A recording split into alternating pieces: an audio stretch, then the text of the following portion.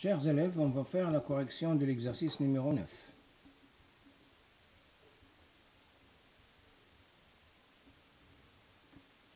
Alors, soit CF et CG, les courbes représentatives des fonctions f et g, dans un repère orthonormé O et J.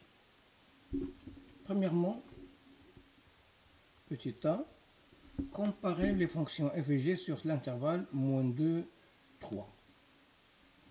Bon, pour comparer les fonctions f et g sur cet intervalle, on va étudions les positions de CF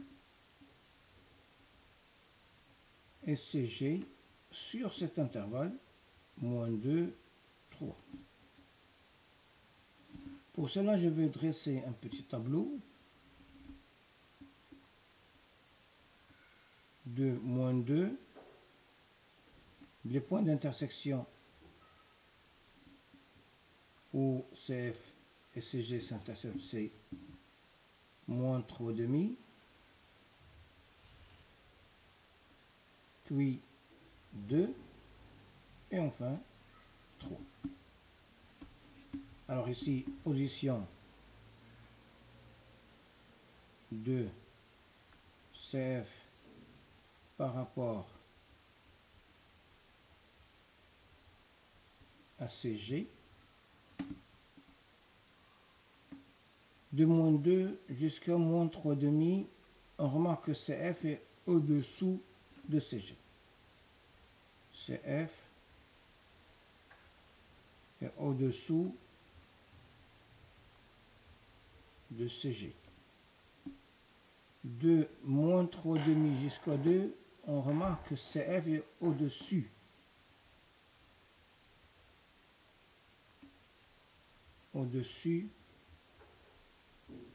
de CG. De 2 jusqu'à 3, on remarque que CF est au-dessous de CG. CF est au-dessous de CG. Cela veut dire que f de x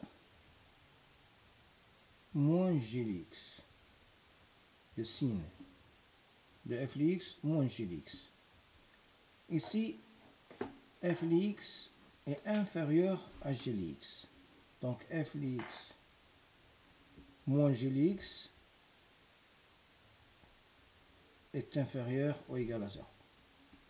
Ici, f de x est plus grand que supérieur à g de x. Donc f de x moins g de x est supérieur ou égal à 0. Et ici, f de x moins g de x est inférieur ou égal à 0. Donc, f est supérieur ou égal à g sur l'intervalle -3,5, 2. Et f inférieur ou égal à g sur l'intervalle -2, -3,5, union 2, 3. Petit b. Déterminer en déduire la solution dans cet intervalle de l'inéquation. L'inéquation f de x supérieur à g de x représente graphiquement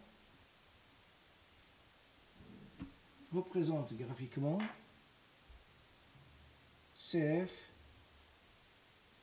au-dessus de CG. Donc, l'ensemble de solutions de cette inéquation, c'est l'intervalle -3,5, 2. Deuxièmement, déterminer le signe de chacune des fonctions f et g. Deuxièmement,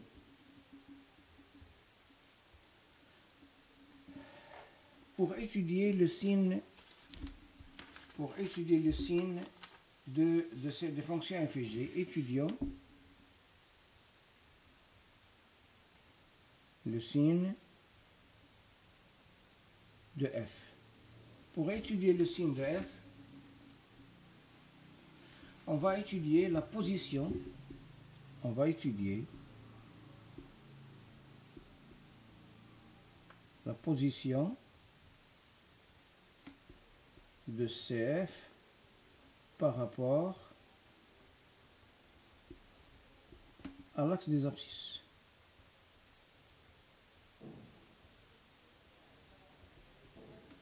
À l'axe des abscisses. Alors, je vais dresser encore un petit tableau pour F. Ici c'est X. Ici position de CF par rapport à l'axe des abscisses. CF de moins 2 jusqu'à 2. De moins 2 jusqu'à 2. De moins 2 jusqu'à 2. CF est au-dessus de l'axe des abscisses.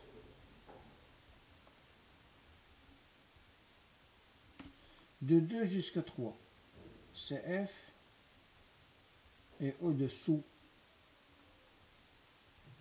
de l'axe des abscisses.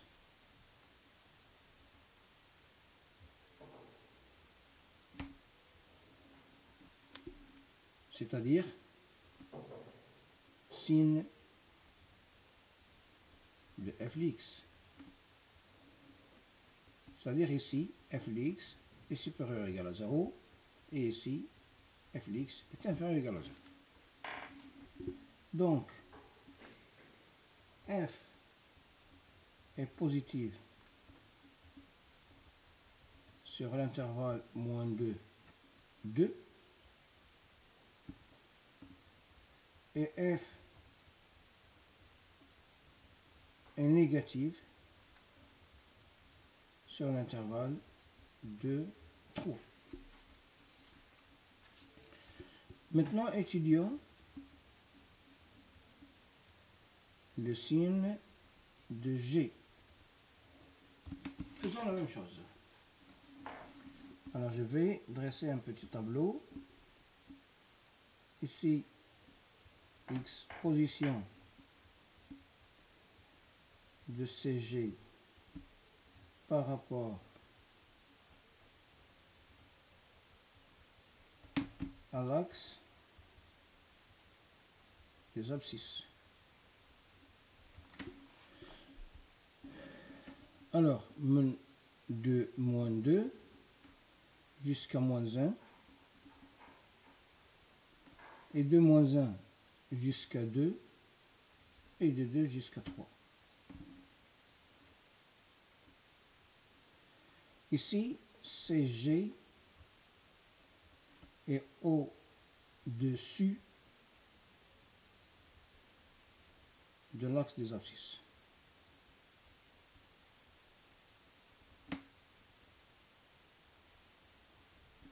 De moins 1 jusqu'à 2, CG est au-dessous de l'axe des abscisses.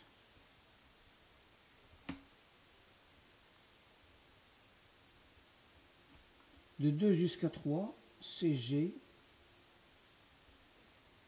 est au-dessus de l'axe des abscisses.